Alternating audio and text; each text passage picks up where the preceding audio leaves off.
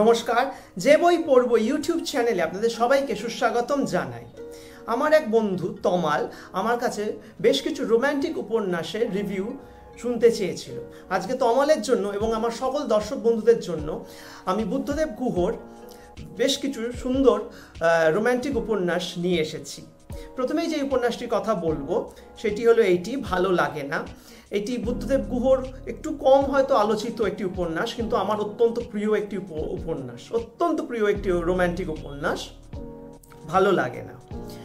এই উপন্যাসে দেখা যাচ্ছে নমিত মুখার্জি একটি ফার্মাসিউটিক্যাল কোম্পানিসের সেলস এক্সিকিউটিভ। সে অসমের শিলচর অর্থাৎ বরাক উপত্যকার শিলচরে সেইখানে যায়, কাজের সূত্রে যায়, এবং সেইখানে তার সঙ্গে আলাপ হয় মেঘাদা বলে একজন, তিনি সেখানকার ইনকাম ট্যাক্স ডিপার্টমেন্টের একজন সুপারভাইজার। তার সঙ্গে কাজের সূত্রেই তার আলাপ হয়।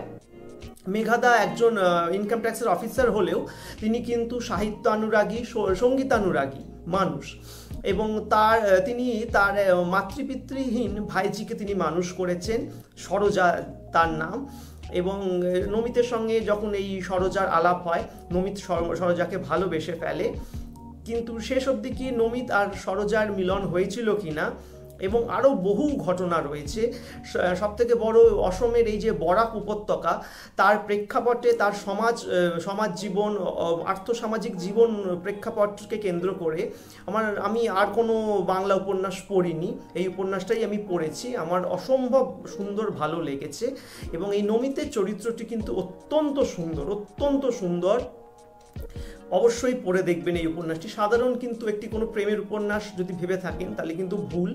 বিশাল এর প্রেক্ষাপট, অবশ্যই পড়ে দেখবেন এই উপন্যাসটি, ভালো লাগে না, দেখবেন সত্যিই আপনাদের ভালো লাগবে। এর সঙ্গে আরও একটি যে উপন্যাস আপনাদেরকে পড়ার জন্য বলবো সেটিও আমার অত্যন্ত প্রিয় একটি উপন্যাস, শালডুংরি। দেখতেই পাচ্ছেন বুদ্ধদেব গুহর শালডুংরি।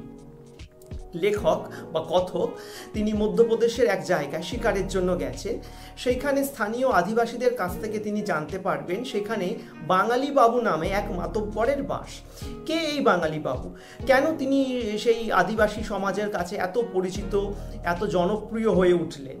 সেটা জানতে লেখক সেই বাঙালি বাবুর সঙ্গে আলাপ করেন, এবং সেই বাঙালি বাবুর থেকে তার জীবনী নিয়ে একটি ডায়েরি লেখক পান, বাঙালি বাবু তাকে দেন।